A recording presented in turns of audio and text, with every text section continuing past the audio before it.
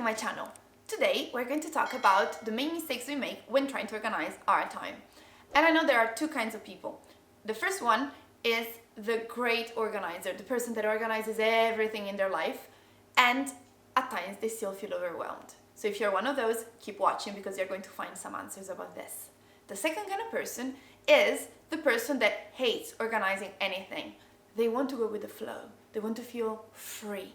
So if you are in that situation, probably you will realize that you need to watch this video as well, because the reason why you don't like organizing your time is just that you are making, for sure, one of the mistakes that I'm going to talk about. The first mistake is that people tend to plan based on dreams rather than facts. What do I mean? All of us have an optimistic side of us, even the most pessimists of you probably. We have this optimistic side. We dream, we want to achieve a lot, and very often we plan when we are motivated. Okay, so you're motivated to achieve a goal, you decide that you plan, and you start putting down all the actions that you will take.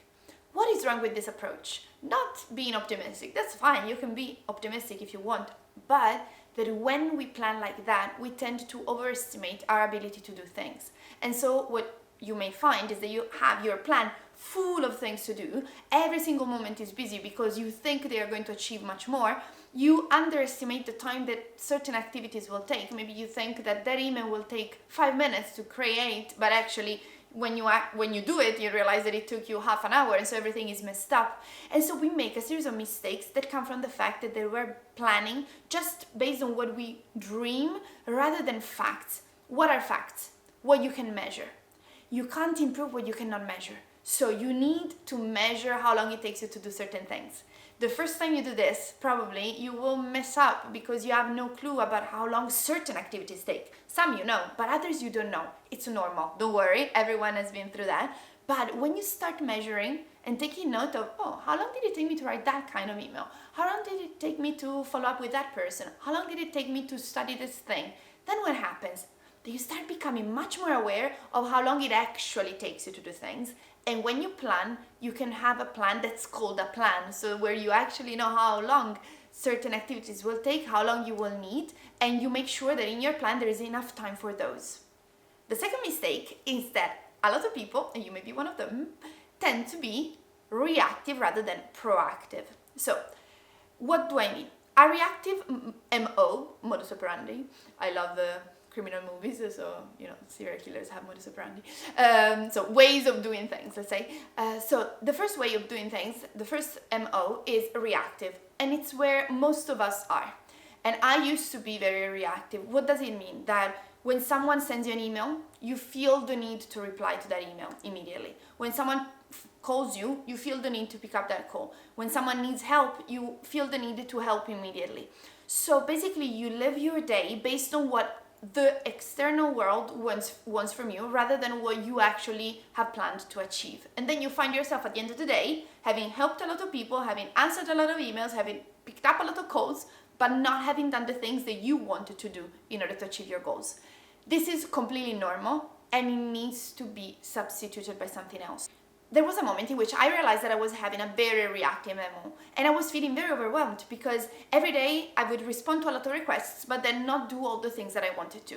And when I realized that this was my mistake, the next step was to understand what solution to find. And I wanted to move to a proactive MO.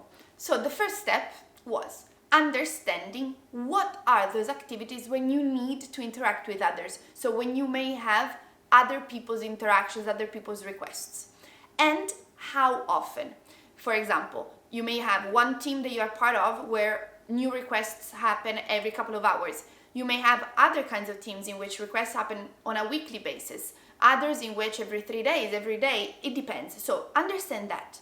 At that point, I started scheduling in my diary, so really calendarizing moments of time in which I would deal with all those requests that were part of that activity. For example, I had some people to mentor. What would happen? Okay, I had a moment every day in which I would respond to all those requests. And they knew it. So they knew that they could write at any time of the day, but that I would deal with those activities just in that specific moment in a proactive way. There was only one problem, and this is what I want you to know and make sure of, because I was a bit, oh my God, I don't want that to happen, which is this. If a mentee has an urgent request, and maybe they text you at 9 a.m., but your time frame for them is at 6 p.m. What happens? I mean, my heart wouldn't be okay in not helping them if they need it urgently. So what I told everyone, and everyone that works with me now knows that, is that I have a moment when I deal with everything, but of course, if something is urgent, write urgent on top of your communication and I will deal with it as soon as I can. By doing this, you know that you are being proactive, you have your time frame in which you take care of certain things, but you are also available for the people that need you in the moment in which something is urgent. And this made me feel at peace with my conscience, but at the same time, I got back in charge of my time. Mistake number 3, having a break when you are tired. Some people are like, what? What should I do? Should I go on until I'm exhausted? No, I'll tell you why this is a mistake. This is a mistake because very often we tend to work until we're exhausted, and then at that point we say, okay, now I'll have a break. The problem is that when you have a break when you're tired, your break, you need to use it in order to recharge. And after that break, it's going to be very, very tough to start working again. What can you do instead? What you should do is to plan your breaks effectively. Our attention, everyone has different attention spans, so you need to get to know yourself a little bit, but it's true that our attention span also depends on that day, how much you've slept, what you eat, and what things you're taking care of. So you can't really know what your attention span is.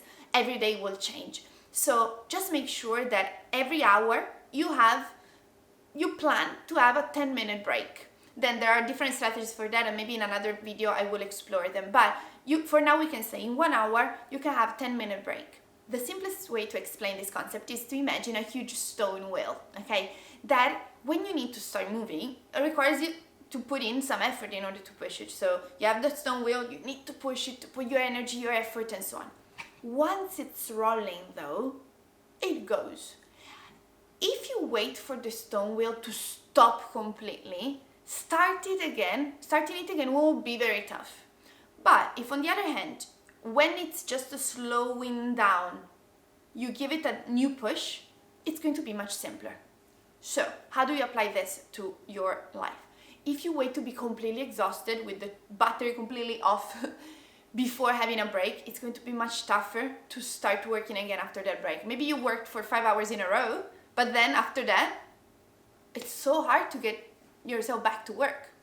If on the other side, every hour or so you have a small break, it depends on what kind of job you're doing. At times it will be after 1 hour, after 30 minutes, after 2 hours, but no longer than 2 hours. You have a small break, then what happens? That break will be very recharging. You will be able to drink some water, move your body, stretch, and so on.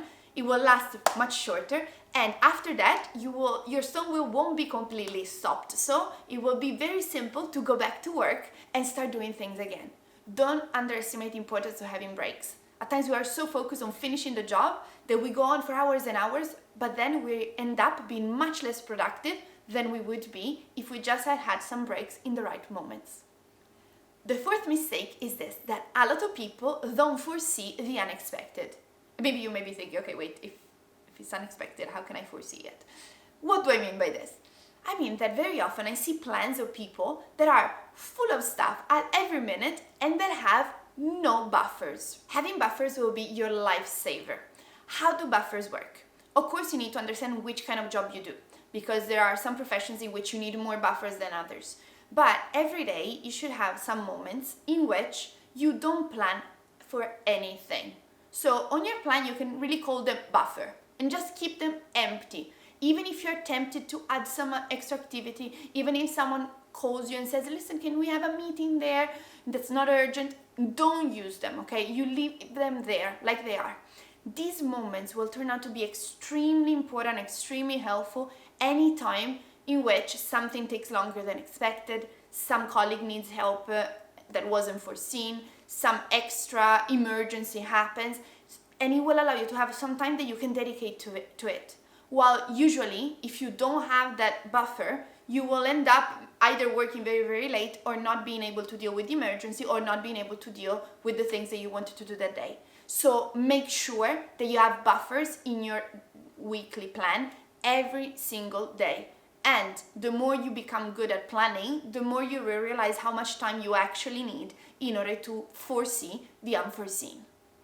Mistake number 5 is planning day by day. Why is it a mistake? Very often people ask me to help them with their time management, and I ask them, okay, what are you doing already? And a lot of people just say, yes, I have my to-do list for the day. The night before I write what I want to take care of the following day. That's wrong. But why? Because you will realize that when you plan day by day, you usually end up doing what you must do. And you may be thinking, okay, wait, what's wrong in doing what I must do? The problem is that doing what you must do is different from doing what you want to do. There are certain goals, certain projects that are longer term. And if you plan day by day, you lose track of them. So what is a much better solution is to think, okay, what is it that I want to achieve in 1 year? And then go back from there. Okay, where do I want to be by the end of the year? Okay, I want to be there. Okay, in 6 months, so where do I need to be? In 3 months, so quarter. Okay, in 1 month, fantastic. Once you have the month unit, you split it in weeks. And a week becomes your unit of measurement, because planning week by week, but keeping your mind to where you want to be at the end of the month in order to get to a certain point after a quarter, after 6 months, and after a year, will help you make sure that you include those activities that will help you get there.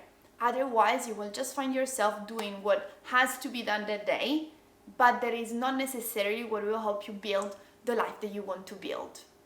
So make sure that you work on these 5 mistakes and just start avoiding them and substituting them with the solutions that I proposed, because already you will see a lot of difference. There's a lot to be said about time management, and there will be more videos coming out where I discuss different topics.